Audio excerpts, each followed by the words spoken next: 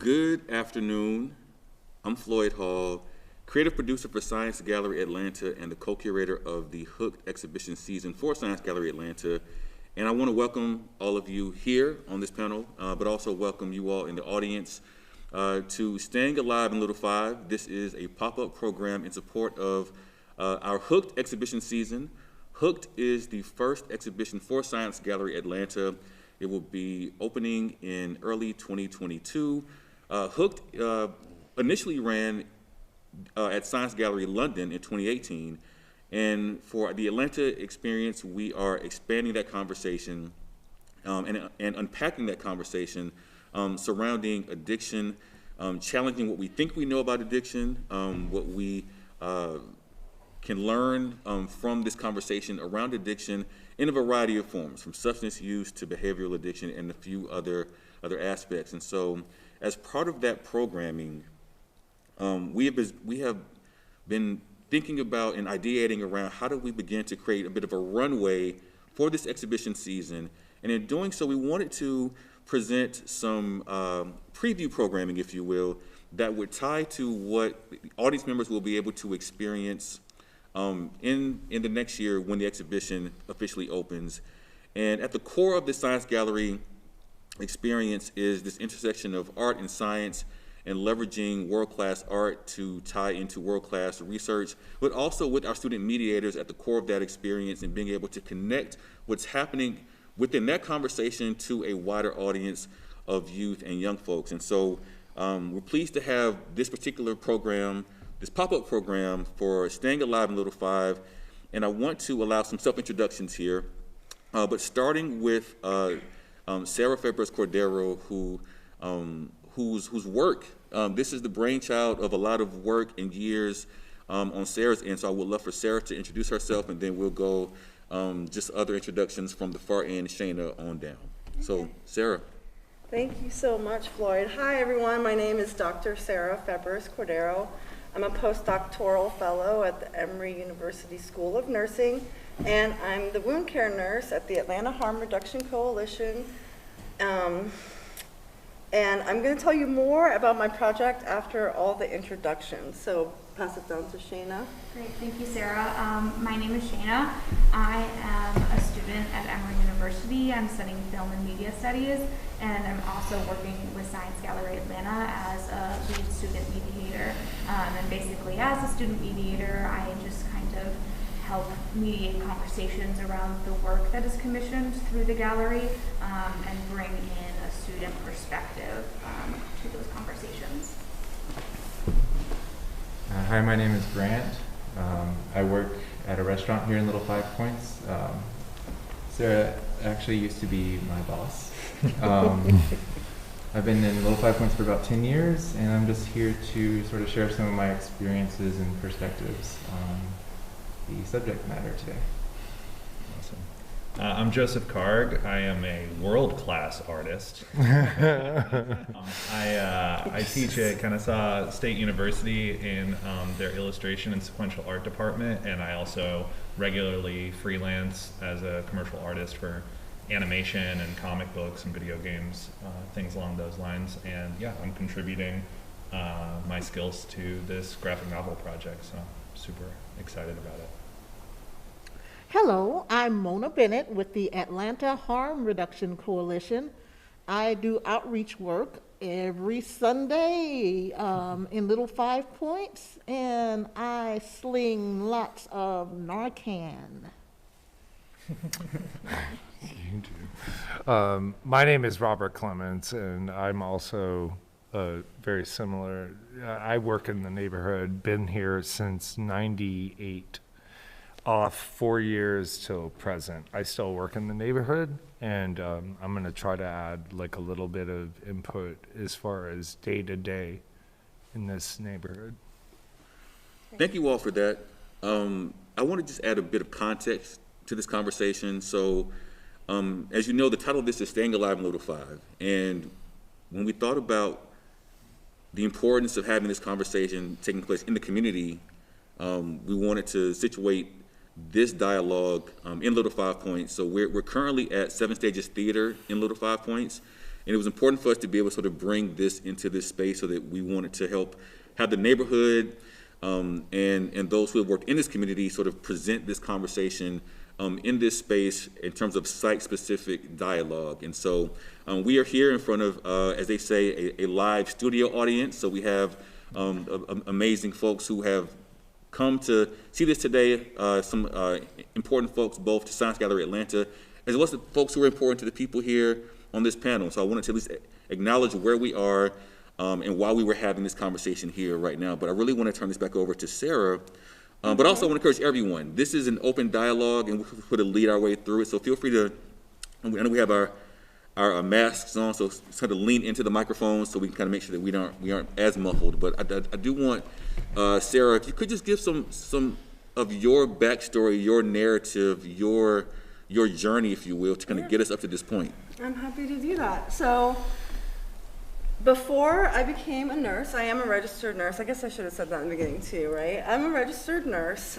Before I became a nurse, I worked in Little 5 Points for about 20 years with these fine people that you see here. I was a waitress and a restaurant manager, and I kind of grew up in Little 5 Points in a way. I was in my early 20s.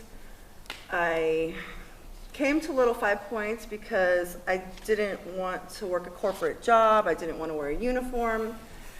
Little 5 Points is this wonderful place that's like mostly independently owned businesses. People come to Little 5 Points when they don't want to be part of a dominant culture. I was a bit of an anarchist in my youth, and I didn't want to work for the man. So I came to Little 5 Points, right? And all of my friends also were artists, musicians, theater people, filmmakers, a lot of artistic freedom in Little 5 Points. So I came to Little 5, and I had found my place in Atlanta. And I worked in Little 5 Points, like I said, for a very long time. And during my time in Little 5 Points, I was exposed to a drug culture.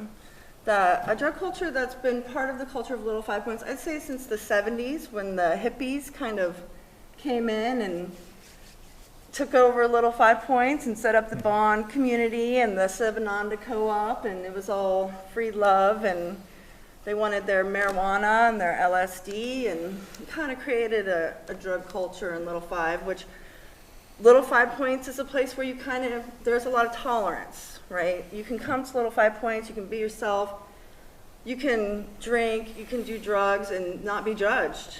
And it feels like a safe place to do that.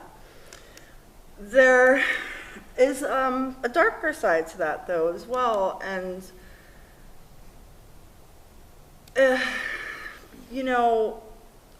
over the years, I had a lot of friends who used heroin and opioids, mostly heroin, and it's taken a toll on our community in Little 5 Points. We've lost a lot of people over the years. We've lost many people, lots of friends. We've lost so many. I don't even know. Long before any epidemic was declared, we were losing people in Little 5 Points to heroin overdose. So when I decided to become a nurse, this kind of was thrust upon me. Like, I wanted to help my community. I care for homeless people in Little 5 Points, people with untreated mental health, and I care for the people in my community that do drugs and heroin. And I know it's not a popular thing to say, but I try not to judge anyone for any drugs that they use. And I want everyone to be safe, and I don't think anybody should die from drug use, any drug use. So this has kind of become my calling. And along the way, I met some wonderful people like Ms. Bennett here, who's become one of my mentors in the field. And when I decided to do my dissertation in Little 5 Points, I came back to the neighborhood and I interviewed service industry workers who'd also rescued people from opioid overdose. I found a sample of 15 service industry workers within a couple months, very quickly, who'd rescued strangers from opioid overdose at work. And they shared their stories with me, not just about the strangers that they rescued at work, but some of them, their personal stories, how they'd lost friends, family members, and they just have given so much of themselves. And throughout my whole entire dissertation work, I was always wanting to give something back, you know, like give something back to Little 5 Points. How am I going to come back to Little 5 Points, share these stories, you know, thank everyone for this work they've done. And, you know, being in Little 5 Points, surrounded by all these artists and all the artwork. If anyone's been to Little 5 Points, there's murals everywhere, graffiti, street art.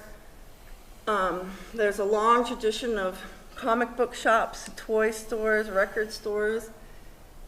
It just seemed like appropriate, culturally appropriate to disseminate my work in a graphic novel. So I had this idea, and it seemed so perfect.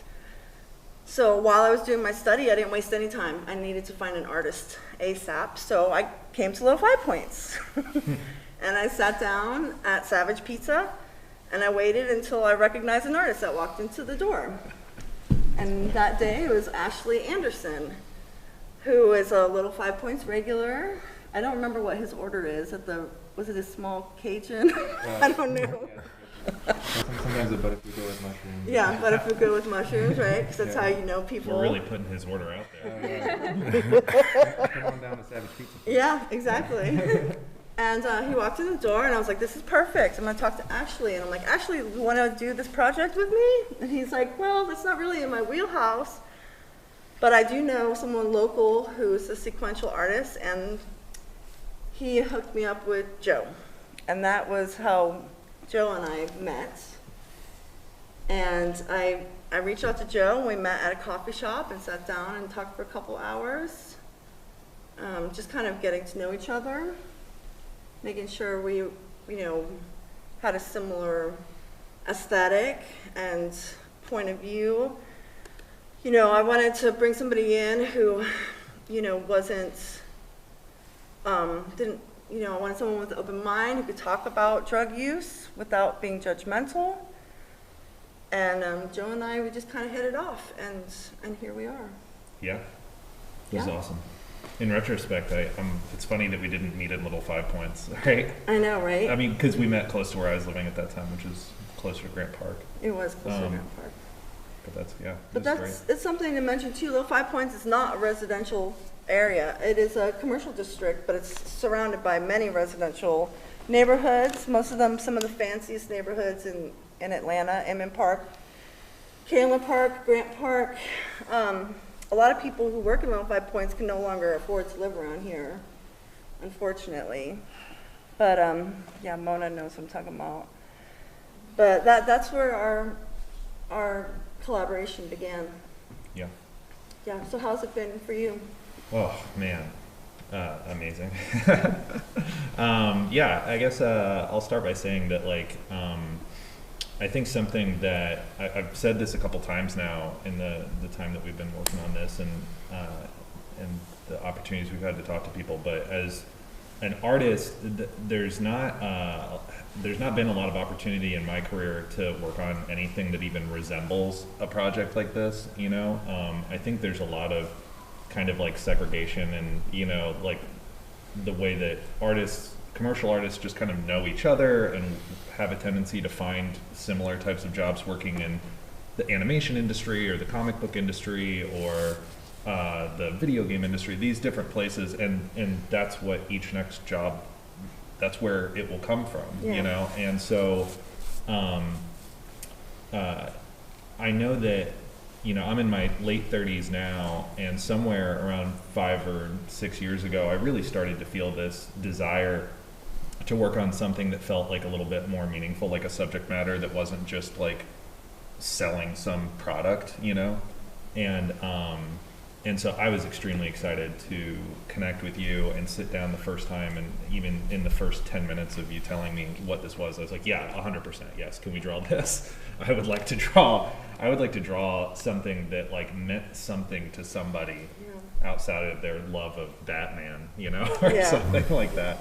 And and it's only been fruitful. I think that, you know, not only do I love working on a project like this, and every next step that we've taken has gotten more and more rewarding, but it's also kind of like galvanized this kind of like feeling inside of me to connect more artists with more people like you. So that's like really such an exciting aspect of like, now that we're working with Science Gallery, and that's like the whole purpose of this, is to take these people that are, you know, researching very serious topics and gathering all this data, and then they're connecting with these artists and producing a product that can make it, hopefully, right, to a new audience that's not accustomed to receiving this kind of data in this package.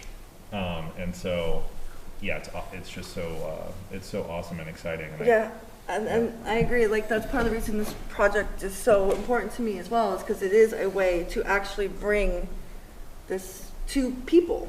Yeah, to the actual people from the study. So often science is, you know, people just, they're not getting the peer-reviewed journal. Right. Or, you know, a lot of work just isn't disseminated to communities the way it needs to be. Right, and even, I mean, like, I feel like there has been a lot of sort of doors that have been opened in the graphic novel world over the last, let's say, 20 years, where you're seeing more personal stories about serious topics, but more often than not, the way that those are being produced is that the artists themselves have had an experience with drugs, or an experience with suicide, or an experience with a heavier topic that they then are kind of producing this product and putting it out. But I don't think, at least in my experience, I'm not seeing a lot of graphic novels that are, you know, someone who is a very skilled artist being paired with someone who has something really important or special to say to a community. And so I hope that this is not only obviously a successful project for us, but I hope that it can open doors as like just kind of a pathway for more of these things to be made in the future. Yeah, I agree. First of all, Joe, you are a world-class artist. Thank you. Yes.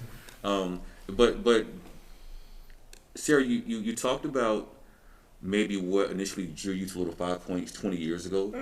I would love for either through you or for Grant or for Rob to maybe give us and our listeners or our viewers really a sense of what does Little 5 Points look and feel like right now, in this sort of current moment that we're living through. What is the neighborhood, what does the community feel like currently? Yeah, I think Rob and Grant probably have something to say about that, Yeah. for sure.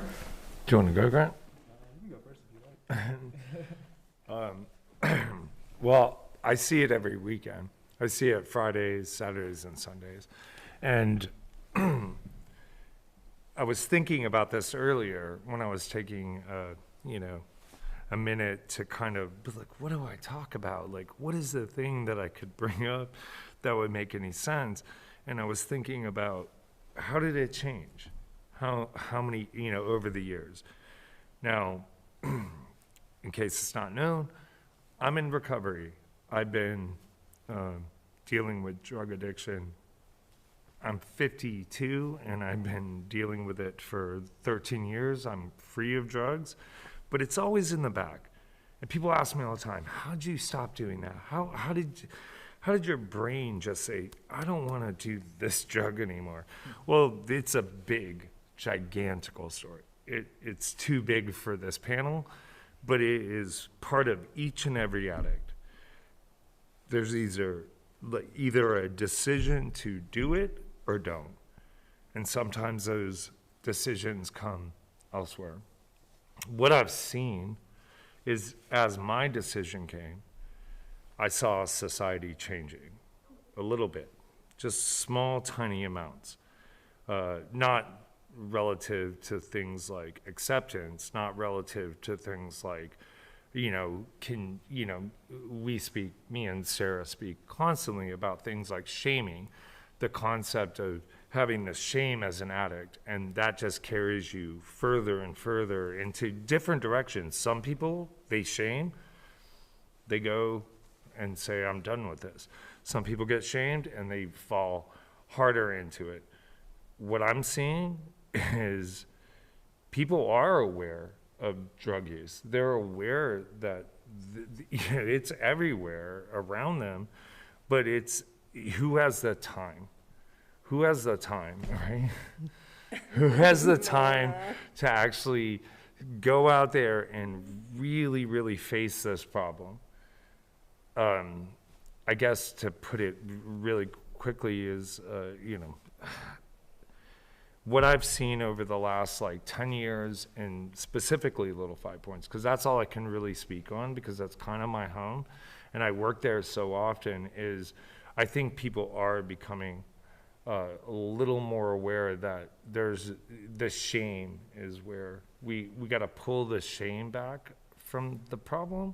Once that comes back just a little bit, then we can start talking about those other things. But until that part comes, then it's really just an individual. Like, I'm one person and I see it every weekend, and and I do see it pretty much every weekend. I mean, it's last Friday I saw it again, another person standing in my parking lot, nodding to try to drive their car, and I can't really do anything about that, but all I can do is approach them and say, look, please, give me, take a minute, man. There's no police here. There's no shame. Right. There's no detriment to your freedom. You're not going in handcuffs. I just want you to not go out there and hurt yourself or someone else. Right.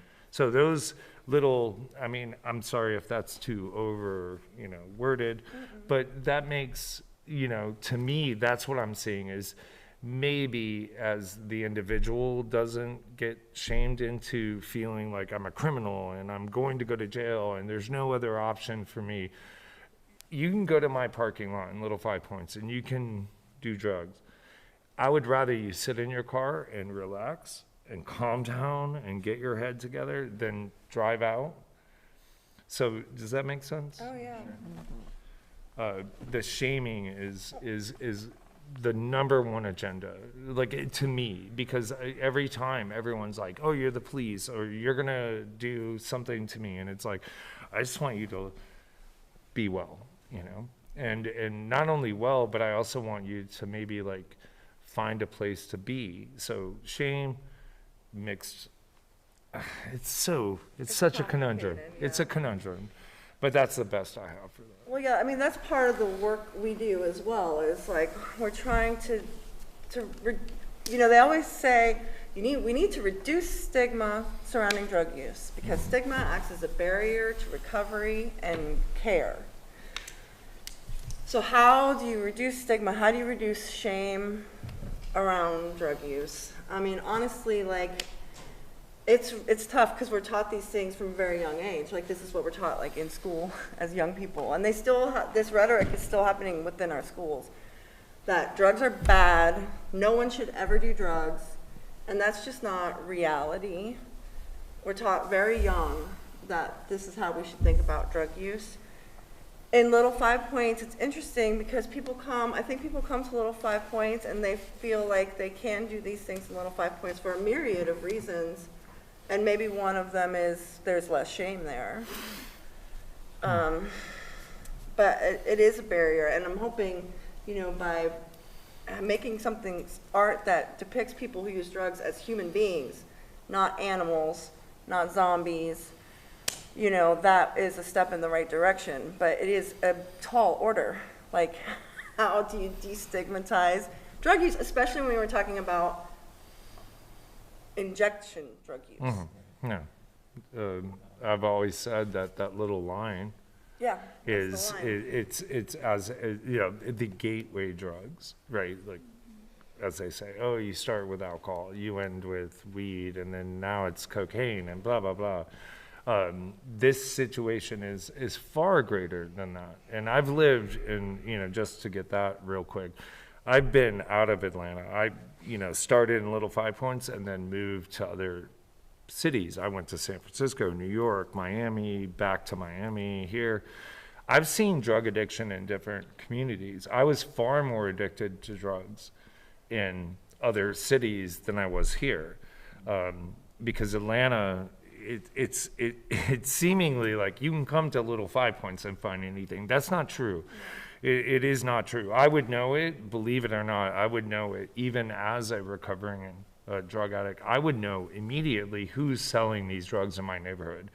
But I realized a long time ago, that's not the target.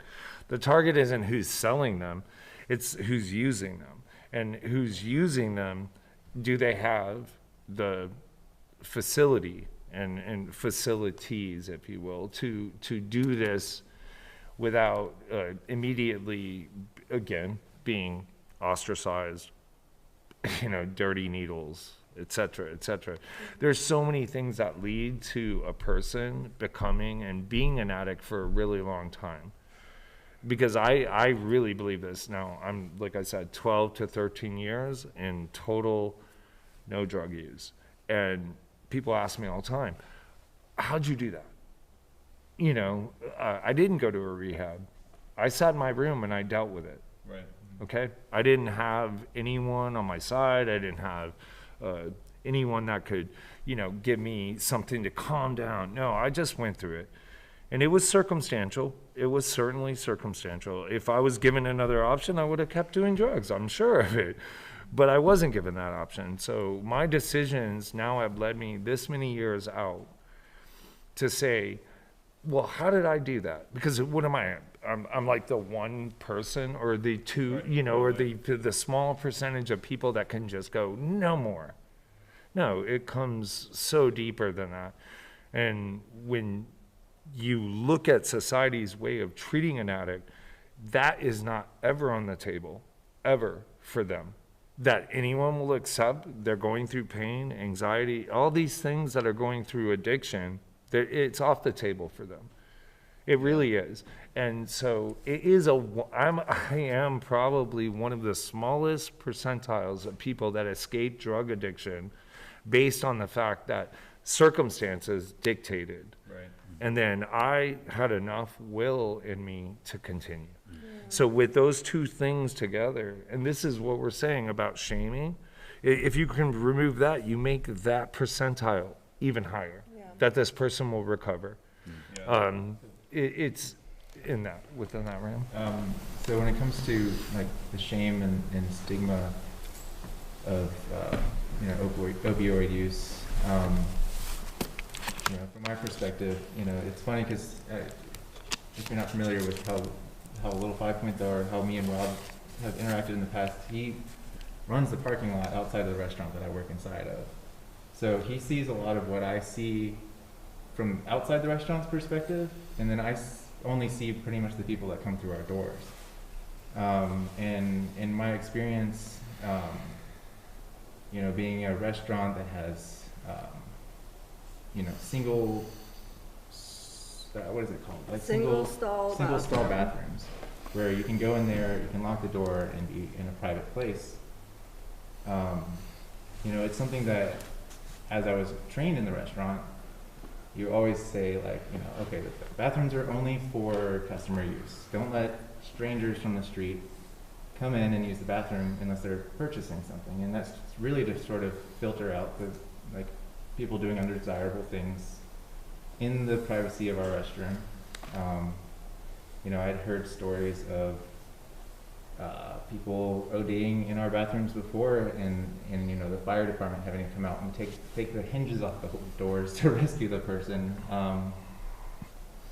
There was one experience, and you sort of get, over time, you sort of start getting a feeling. Like, you see somebody walk in the door, you see them kind of darting that direction, and you start kind of filtering out people. Like, you can tell what somebody looks like when they just need to pee really bad. They have that sort of look on their face, or doing a little dance. You're just like, okay, this, it's fine. But then you see these people that are going in, they have a bag on, they're, there's various little tells, I call them vibrations. Yeah, exactly. You could see someone driving in. I mean, for me in the parking lot, I can see someone drive in, and the way they drive in, the speed, I'm like, pharmacy. Yeah. Wow. So I could already tell. That's the other thing, is that in our parking lot, and just 2 or 3 doors down from our restaurant in the strip mall that we're in, is the Little 5 Points Pharmacy, which has had a needle exchange program for years, like Many, first many, one in well China, over, as far as well I'm over concerned. 15, Well, you know, Mona- legally as So far yeah, as, so Mona's worked and yeah, she with knows. the pharmacy. she knows a lot more, yeah. But the result of, Believe it is, yeah. but my experience though is that the result of that is that you'll have people who have just scored, you know, some drugs, and then they've gone to the pharmacy and they've gotten their clean needle, and then the next step is that they're looking for a place to shoot up. Right. And a lot of times that place is going to either be in their car in the parking lot, Mhm. or it's going to be in the nearest single stall bathroom, which is us. Yeah. So they're coming out of the pharmacy, walking down, coming in our door. So, you know, you're looking for these little pharmacy bags, that kind of thing, and you're trying to prevent them from going in there. You know, you want them to not go in there because you don't know what they're going to do in there. But it's funny you say customers only, though. I mean, all you have to do to become a customer Is to is buy come in something. and buy a soda, Exactly. and then you can go use the bathroom anyway. Right. So, And then like, you're not it really suspicious doesn't of- deter right, right. anybody from But using the bathroom. And there's been a lot of studies that talk about single stall bathrooms, like in New York City and like subways and everything. It is, like you said, a place that for privacy, exactly. right? But I can think of like a specific example where this woman had come in and she really seemed like she was struggling. And I got these vibrations, like Rob says, like I get these vibes from her that she's there for one reason. You know, she's going straight to the bathroom, she's got her bag, she looks desperate, you know, like it just, like red flags are going on. And I'm like, hey, like you can't use the restroom, you have to leave, like please don't go in there. And she's like looking at me like, what is this guy's deal? Why is he stopping me? What is his business? What does he know that I don't know? That like, what is triggering him to come at me like this? And I'm coming from this perspective of I don't want to deal with your mess, you know, in a way. Like I don't want to have to deal with the repercussions of if you do go in there and something bad happens to you. Like, you know, because we're the people who have to deal with it. Ultimately. And basically, she more or less, she straight up asked me, she goes, like, do I look like a junkie to you? And all I could think of was, well, what does a junkie look like? You know, like, you can't, like, there's not, like, you know, a picture of somebody in the dictionary next to junkie, you know? And, No. like, that's, like, the stigma is, like, you can't just, like, profile someone. Oh, by the way, I've made a terrible amount of mistakes when I've seen cars going by with yeah. people that have that, what I call the vibe to them. Sometimes it's They'll be not. going by, oh, Something they're different. going there. And then when I catch myself, right, and I'm an ex-addict, so who am I to say anything to anyone, but I'm judging people on what I, you know, it's profiling. It is It's a profiling mentality. It's like if your bumpers are all smashed, you know, the car looks all like kind of nondescript, and you just drive by and, you know, you can make terrible mistakes based on those one basic things. Because it's not the same over and over. I've seen it on both sides of the coin. I've seen a Rolex, And you don't want to be like Diamond, accusing someone etc. if you don't know. Exactly. For sure. You know, you don't want to have an accusatory tone or, Right. you know, like just automatically assume anything about someone. What do you think, Mona? Come really on, hard. You on have to that. give them a chance. What do you think of profiling, Mona? Don't do it. Yep, there you go. Yeah, it's so It's easy. a terrible No, idea. do That's it, when yes. you're balancing commercialism and these social issues, right? But Yes, because people in really nice cars drive up to our outreach. We have 2 outreach sites, and at both sites, we see really nice cars drive up and people coming to our outreach. I think Mona, that's Mona, I'm sorry. I would love for you to just maybe give some more backstory about the Atlanta Harm Reduction Yeah. Coalition, and just all of your work, and you really just frame up what you've been doing, your history in this advocacy, and really help us understand really what your role has been up to this point, just so we can all kind of understand all that you do. All right, thank you.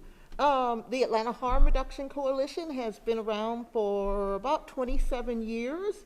We've been working in Little 5 Points about 5 years, and we've run Georgia's oldest syringe service program. People bring in used syringes, we give them sterile syringes. That helps cut down on a lot of stuff: HIV, viral hepatitis, bloodborne STIs, and we also sling a lot of Narcan.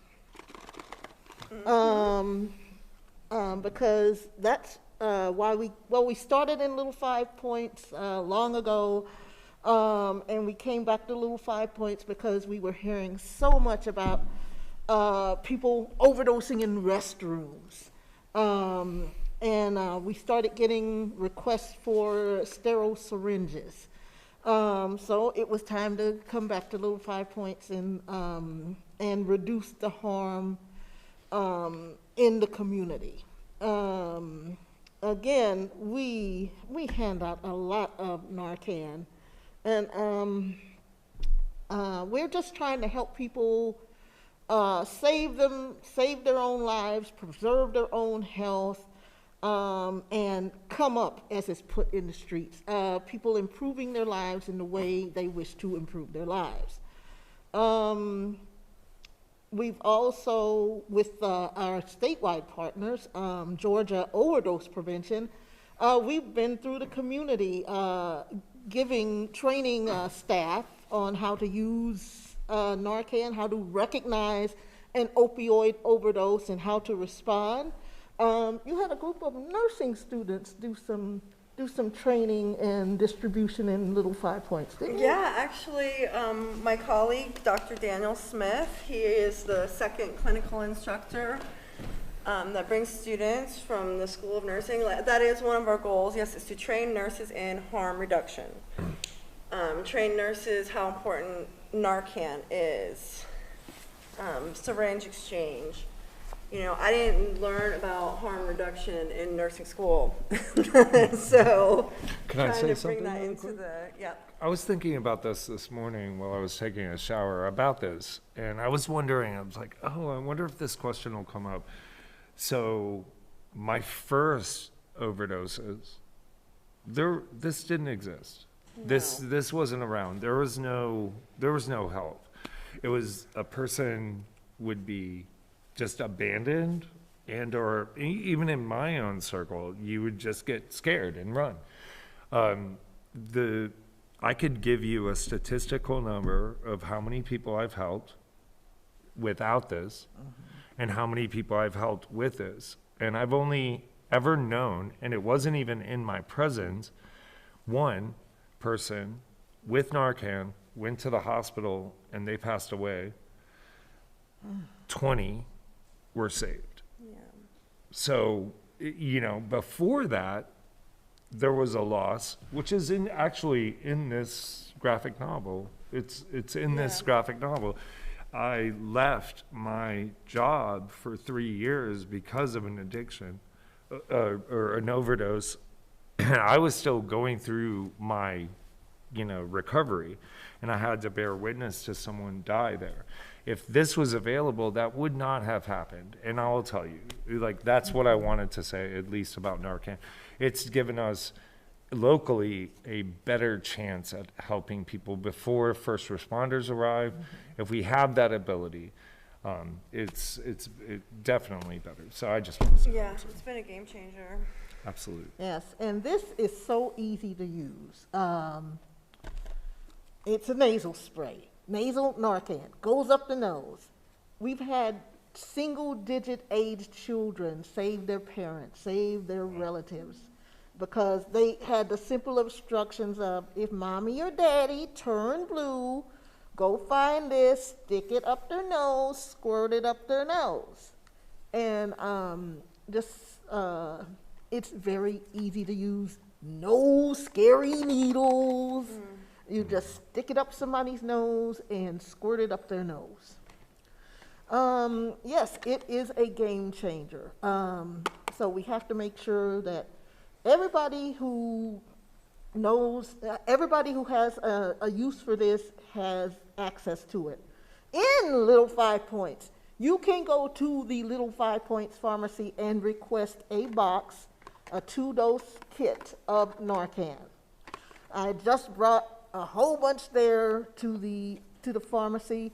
There's a community expectation if someone is overdosing on an opioid in Little 5 Points and the pharmacy is open, you can come and get a box of this and go help reverse that overdose. And again, you can just go to the pharmacy and request a box. I give out a ton of this on Sundays, 11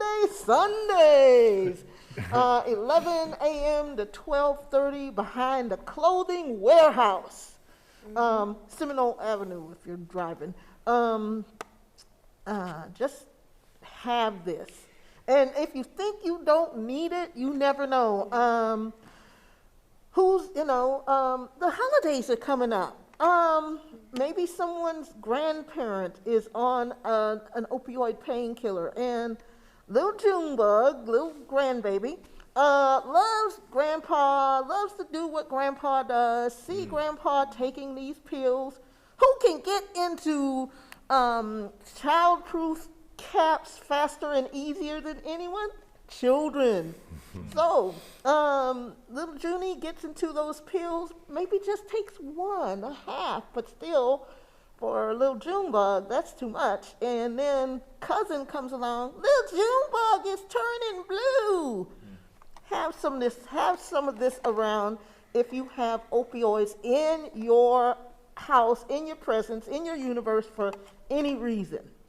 Yeah, I mean, I think part of this work too is we need to normalize Narcan. Like, Narcan is something that should be in like every first aid kit. Something that's in everyone's vehicle. I mean, the reality of the world we live in is people need Narcan. You can be driving down the street and see someone blue on the side of the road. Right. Yeah. Well, I think that two goes is she said if it's a pill, right? So now we've taken away from the needle in the corner, right? It's a pill in grandma's, Well, that's part of something. normalizing, yeah. And then the next level is, just like a Band-Aid. I mean, people would say you didn't need smelling salts at a certain point, but it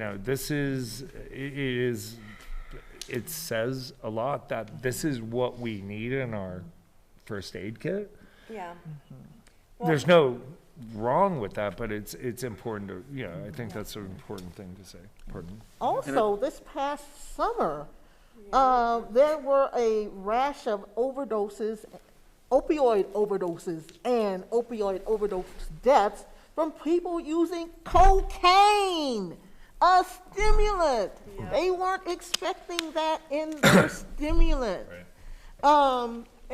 We did, it was Atlanta Harm Reduction Coalition, Georgia Overdose Prevention, and I think I'm forgetting some other folks, joined together with the Star Bar to do this Narcan training and distribution.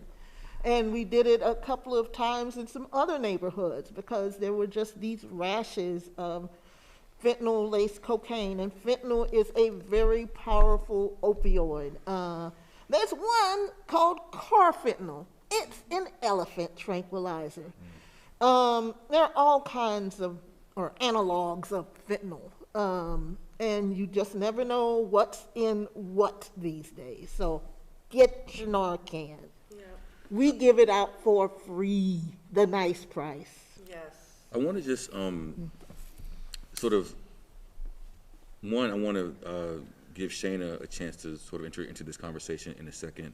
But I think when it comes to how we're capturing a lot of this conversation and interpreting that in a way that is represented through art. And I'm curious, Joe, as you've began to talk to Sarah, as you've had all these other conversations, as you're sort of processing the role of service industry workers in many ways as first responders, but just as you're thinking about this particular time that we're living in and how are you creating with this in mind, would you just maybe sort of give some perspective of what it's been like to synthesize all of this, create this work in a way that hopefully reflects and provides a platform for these stories on this panel to be out into the public? Yeah, 100%. Even today, as everybody's talking, it's compounding the kind of multifaceted kind of plate spinning that has to be done when you are when you're putting together a narrative that is meant to kind of go out and educate the public, right? To make sure that you're telling this story in a way that's going to have the greatest impact and the least harm. And certainly, one thing that I get the feeling like you're talking about now is like, definitely don't want to do is to perpetuate any negative stereotypes, right? Like you don't want to take anything that's already complicating the narrative and emphasize that, right? Or make that any worse in your work.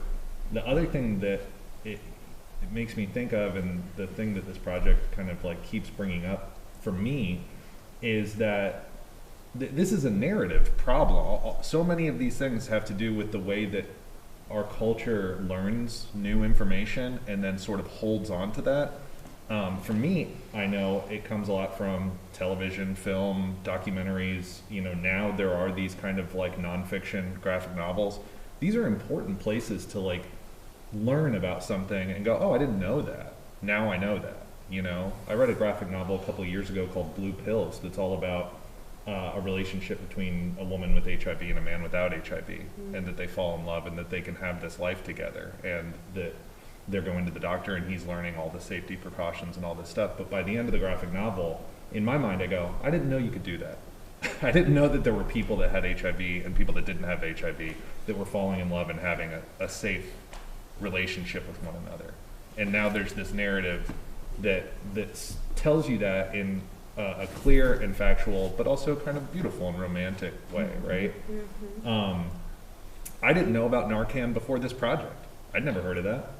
I think that I had a picture in my mind that probably a lot of people my age at least do, which is that if somebody's overdosing from heroin, that you have to get this huge needle and shove it into their chest like the movie Pulp Fiction. Sure, yeah. And that's the only way to save them. That's the only way to save them, right? And it's like, it's because that's the image, That's right? how powerful That's how pop powerful culture is. that pop Yes. culture is. Yeah, I'll tell you it another is. thing, and it was something. No needles to the heart, okay? No needles to the heart. That's why we have Narcan. Which is, in a way, it makes me think, like, I wonder if the only reason that that's not in a film already is because it's not dramatic enough, Yeah. Yeah. And that's... No, I think you're absolutely right. I think that's what the protocol Right, is right. everything is, and again, when I say demonizing something or, shaming something, it's very, Right. that needle in the heart thing Right. looks way better than that little thing Right. up your nose, and all of a sudden you're back. But then... Drama. Yeah, drama. I'm thinking in the last 2 years of 2 films that came out that dealt with drug addiction, and one was in a way that has been very typical, at least in this culture, which is the movie Beautiful Boy. Do you know about this? It's this Timothée Chalamet movie about a kid who, goes further and further down this path of addiction, how his father's trying to get him back. But the whole breadth of the movie is the picture that I think most people have of what it's like when somebody falls into drugs. And something that I found really shocking at the end of that film was that he, spoiler alert, he doesn't die. It's based on a true story. And it's only in that last, part of the movie where they say, this is what happened after the end of this movie, that it says that this character has gone on to live another 15 years drug-free. Right. And I go, that's the movie. How did he do that? Yeah. Like, instead of showing this narrative that we're all familiar with, where somebody falls into drugs, it gets worse and worse and worse until you suspect that they're going to die. They often in the movie do die, and then it's this cautionary tale. Tell the story of how someone can live after that and find normalcy in their life. And this other film that had come out was a Spanish movie where the main character is a film director who's been using heroin for 15 or 20 years in the movie. I remember watching that movie thinking to myself, I didn't even know that was possible. Oh, it is, and it comes from, and I, this is the one thing I didn't want to talk about, too much, because it was more of like, if the question got brought up. Yeah. But are there functional drug addicts? Right. Yes. Absolutely. Right, exactly. But I mean, I know plenty of them. Yes. The only time that drugs become a problem is when, especially with heroin, specifically with that drug, is when it's unavailable. As soon as it's unavailable to the user, then the problem starts. I have friends that own businesses. Sure. I mean, big businesses. They've been running them forever, 45 years. They've been on drugs for 45 years. But they have a constant truth. Right, As soon as that truth gets twisted, then it falls apart. And that's when that narrative of both sides, whether it's, I just wanted to Yeah, no, talk. that's great. And I'll end my thing so Shayna can talk now too, just by saying like these narratives that are outside of the expected narrative is what I'm most interested in. And so far, this is the work that Sarah and I have been doing together. Every single time we start to work on new pages, I have to it blows my mind what story is being told, because it's a version of heroin use or a version of drug addiction that it's a narrative I'm unfamiliar with. And then I have to familiarize myself and then package it in a way that, is respectful to everybody involved, and also, hopefully. It's a difficult job. Yeah. It's a difficult job. Well, yeah, and you gotta give a lot of feedback too. I was gonna say, as far as the popular narrative is with this, something that I've heard over the years as it relates to Narcan, which it's probably not necessarily true, and I'd actually like to hear what you have to say about this, Mona, is that this argument of if you provide a safety net for people, will they just use more knowing that they can be revived? Will they push it extra hard? Will they do more of the drug knowing that if they die that someone will revive them? And is that not encouraging them to go further than they might have already gone if they didn't have that safety net? Encouraging drug use, encouraging sin. This is a great question for It's not necessarily my No, it's a good but it one. is I like It's a this. question I like that this comes question up a lot. over and over and over again. Are you? I love that question. Yeah, you have to talk about Yeah. it. A lot of people have that mindset. All right. A little bit of science, just a little bit. Let's see. Oh, yeah, I still have it. We humans, and probably anybody with vertebrae, have opioid receptors. Got a lot of them in our brains. All right, opioid receptor. Opioid. Whoops, I don't know where it went. This will be my opioid. Yeah, this will be, okay, opioid receptor, opioids. When all your opioid receptors get full, oh, thank you. That's when the overdose starts and your breathing slows down, among other things. That's what kills you. Respiratory depression? Yes. Okay. Anyway, your breathing slows down and it stops. That's what kills you. So all your opioid receptors are filled and they're all along your central nervous system. But again, there's a whole lot in the brain. Breathing slowing, turning blue and gray and purple and pinpoint pupils, all that. Narcan to the rescue. It temporarily, 20 to 90 minutes, knocks the opioid off the opioid receptor and binds more tightly. So don't run, call 911. Because again, this only lasts from 20 to 90 minutes.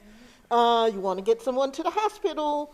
Georgia law protects you if you're giving aid to someone with any drug-related medical emergency, but it's especially handy with opioid overdoses.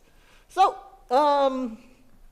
now the thing is, when all those opioids get knocked off, all those opioid receptors, the person being reversed is not going to feel good. They're going to feel pain. They're going to go into opioid withdrawal. That is not fun. In fact, when assessing an opioid overdose, you're shaking them, you're rubbing their sternum real hard with your knuckles, digging those knuckles, and you can also say something like, if you don't wake up or respond, I'm going to Narcan you. And if they have any bit of consciousness to them, they're going to respond. No, don't Narcan me. This is painful. People go into withdrawal, so it is not fun. And I don't want to hear any more about the Narcan party mess. No, This isn't fun. Being Narcan isn't fun if you have any kind of opioid dependency. That is a myth. It is a myth, and that's the thing. I don't think Narcan, once again, enables people to use more because, like Mona says, nobody who uses drugs wants Narcan use on them. Nobody. It enables people to breathe after Yes. they have had an opioid overdose. That's the one thing that this medicine does. Agree. I'm just sorry. I really just want to get Shayna a chance to join the conversation here. But really from the perspective of, I think, a younger audience that maybe is receiving lots of different messages from a few different sources, and I really wanted to kind of like insert this into the dialogue as we sort of continue the conversation. I guess like this is not answering your question at all, but just going off of what Joe said, I had a thought on that. If people want to jump back on that education on Narcan, that was an important topic. If there was last minute things you wanted to talk about. The last thing I just wanted to say was, to you, I think your question was, do you think by providing these things and by providing needles and so forth, that was what you were saying? Yeah, because it's Does that make it? Does it make the situation worse at the same time? No, it absolutely does not. That's my opinion, and I think the majority of people would agree that by providing these things to people, to say that, if you could go into a bathroom and pull a needle out and just shoot up in the bathroom. Well, the reality is if you could get that, then why would you do it in a bathroom? You would do it at your house. I mean, I always ask this one question, and I don't want to, I do want to hear from you so much, but this is like my last bastion here. I don't believe that. I think it blows my mind when I see it in the parking lot, right? In front of our job. I say, why would you do that? Why would you spend all that money to go get high and now you got to drive home? Right. Like, why wouldn't you just like get the drugs and do it in your house? Well, the reality is that's the desperation and the anxiety.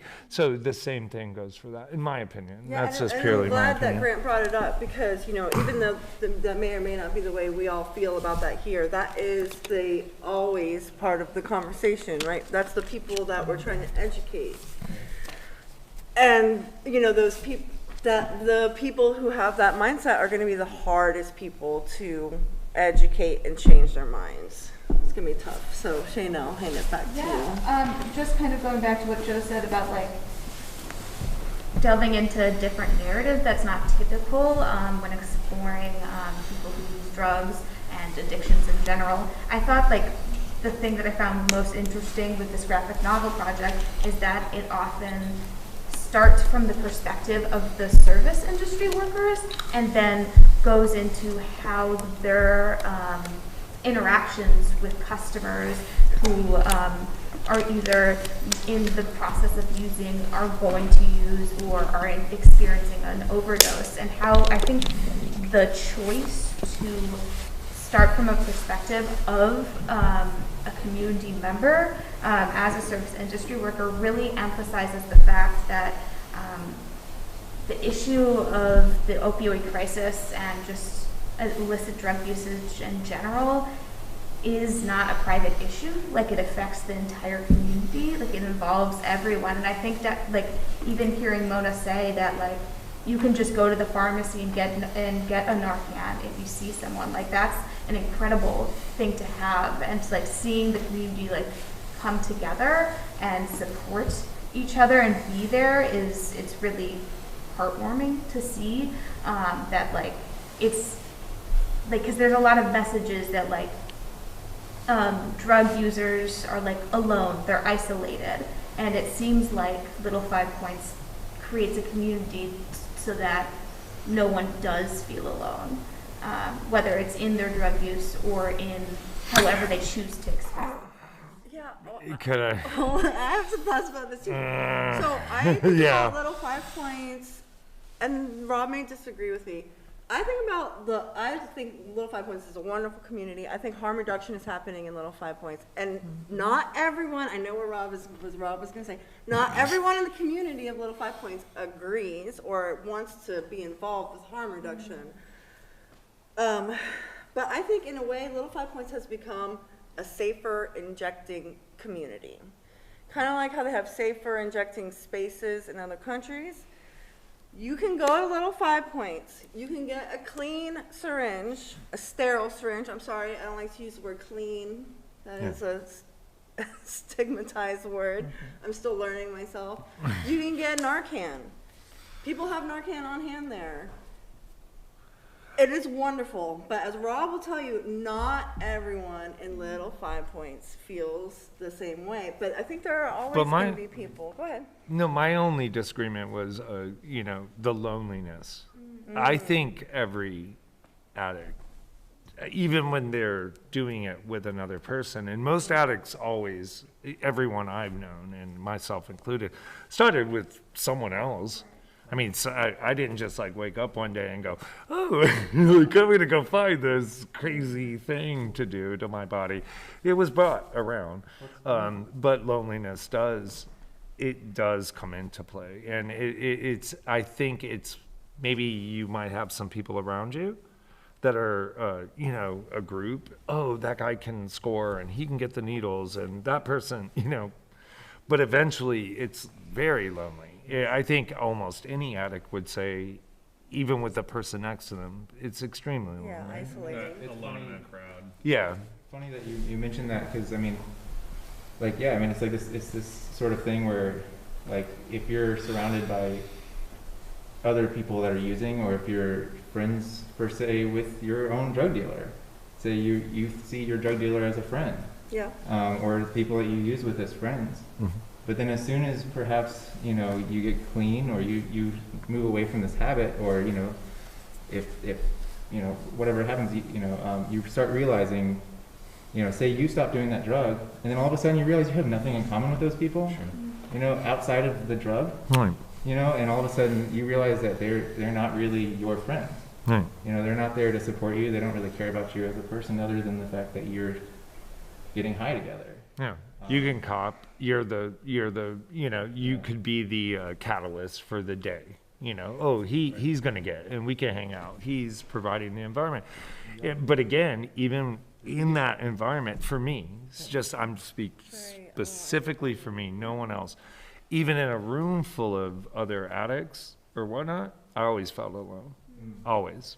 Never once felt at home. Yeah. Is it okay if I make one more, like, change the subject? We good with that? Okay.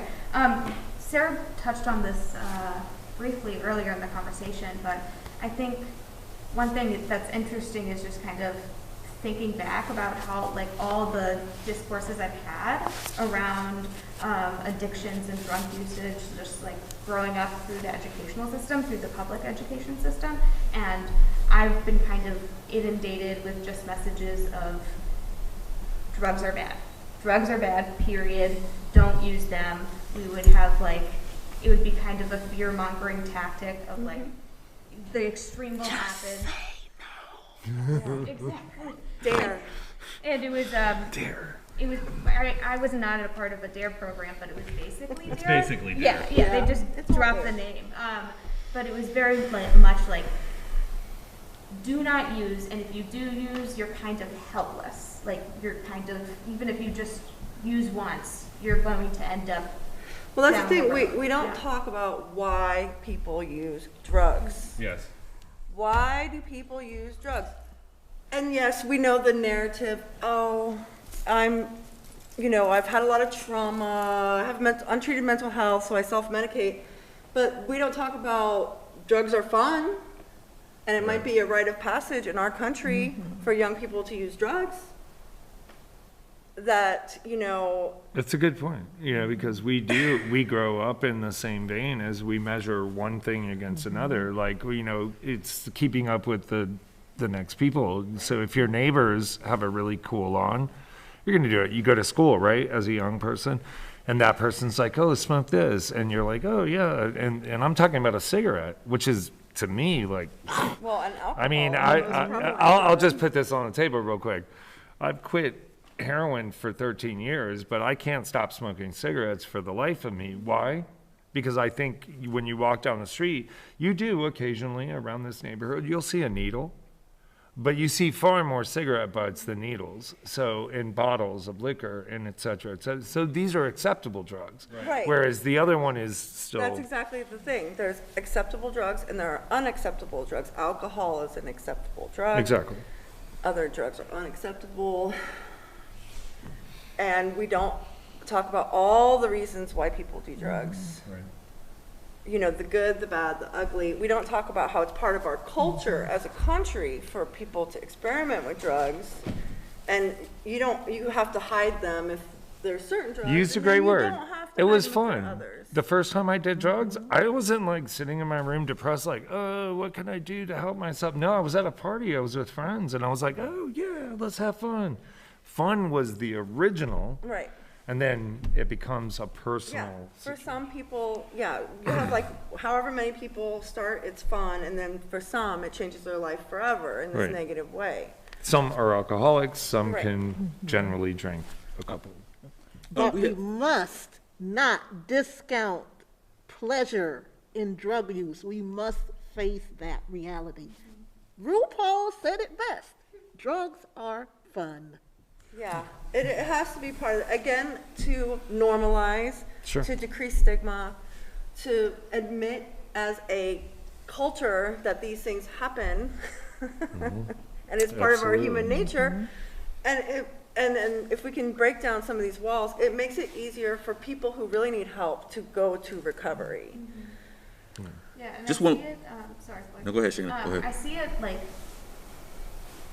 in a way, kind of tied to like the conversations around sex, like in public high schools of like, no, you should just do abstinence, period. Don't do anything. And then like, now it's been, yes, exactly. And now things are opening up a little bit. We're like, okay, still we recommend abstinence. That's Right. the only way to avoid anything. But like, here is the birth control options just in case Right, you choose. harm reduction. Right, the harm reduction. So I feel like that is the logical next step to go of like, people are going to use drugs.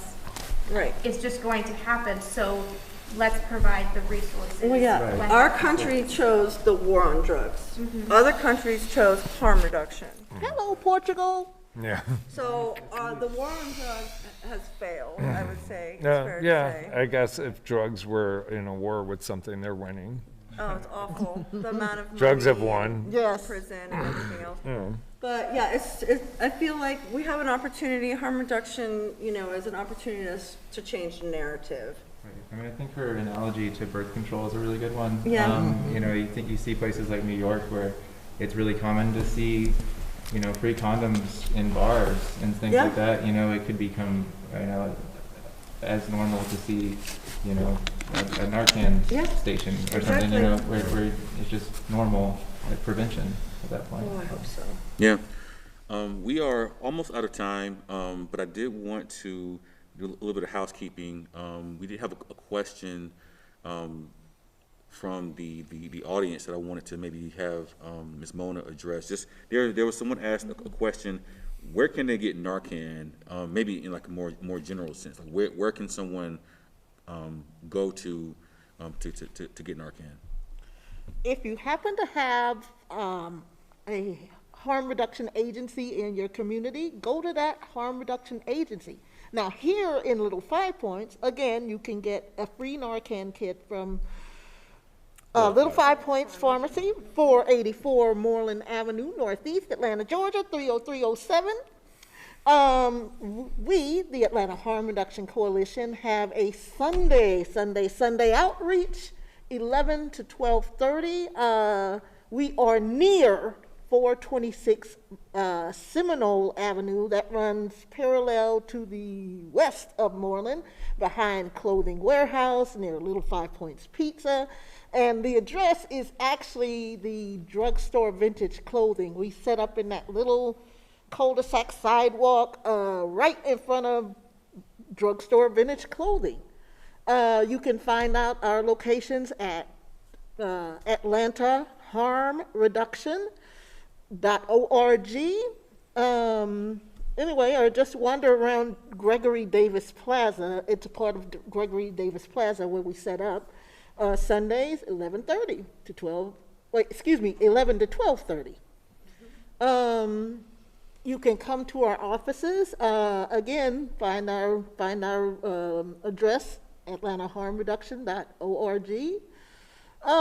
If you are outside of the metro Atlanta area, you will go to our statewide partners, Georgia, spell out Georgia, overdoseprevention.org. That's Georgia, overdoseprevention.org.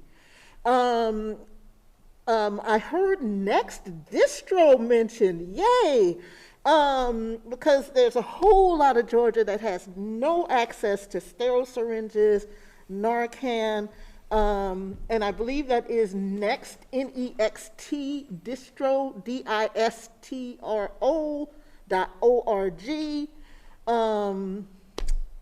But harm reduction is growing in Georgia.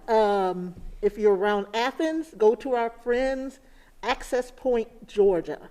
You're around Savannah, go to our friends, Savannah Harm Reduction / No More ODs. And I have a feeling I may be mixing up their name, but all that is in their name. Just Google, look up harm reduction, Georgia harm reduction, your zip code, see what pops up. And I do want to mention too, some people do not want to go because they don't want to be outed. Mm-hmm. They don't want to pick up their Narcan from a syringe exchange. They don't want to go to the pharmacy. If you want Narcan and you don't ever want anyone to know you're getting Narcan, you can actually go on Amazon.com and order Narcan. It is not free. Mm-mm. This box averages $125 to $150 for this two-dose kit. That's why we make it a point, to give this away for free. In fact, this box here and many others like it is your Georgia tax dollars at work. Mm-hmm. Yeah. So as we no, that's definitely applaudable. Sorry, I didn't. It was just a little tap. Little taps. Guys, we are just about out of time, but I wanted to give you, Sarah, the final word, just to talk about this project, or to sort of give our audience, again, a bit of a conclusion of this moment. Yep. But before we even do that, I wanted to at least acknowledge all the Science Gallery Atlanta team, the Science Gallery International team, my co-curator in this exhibition, Hannah Redler-Hawes, over across the pond in the UK. But just wanted to thank all of you who are watching this, or who will watch this in the future via this live stream on YouTube, and to thank you all for your time in doing so. And I'll give Sarah the last word. Sure. So thank you all for joining me today. I will say that, this kind of work is not done in isolation. It takes a village. I'm so proud of my coworkers in Little 5 Points, and just of, these like independent, free-thinking, heathens that have just are so wonderful. I love Little 5 Points so much. I wouldn't be who I am without Little 5 Points. Having worked with Rob and Grant over the years, so thankful that everyone in Little 5 Points shared their story with me. I'm so thankful that along the way I met Miss Mona Bennett. She's been the most amazing harm reduction mentor, and it's such a privilege to get to do the work that I do. It's a privilege to go to a syringe exchange. It's a privilege to work in Vine City and Little 5 Points. It's a privilege to be an Emory nurse with a doctoral degree. I mean, I was a waitress like 10 years ago. I feel so grateful, and I'm excited to continue to work with communities to decrease stigma around drug use, and I want to come to a place where people don't die from using drugs anymore. That is it's got to stop. We got to find a way to decrease stigma and just keep people safe, So thank you, everyone, and thank you, Science Gallery, Dr. Brunner, Floyd. Everybody's been so wonderful. You guys are an amazing team. It's so much fun to work with everybody. And thank you for coming. Thank you. And Joe, thank you all. I'm just grateful, incredibly grateful. Thank you all so much. Thank you, Sarah. Thanks, Sarah. Thank you, Sarah.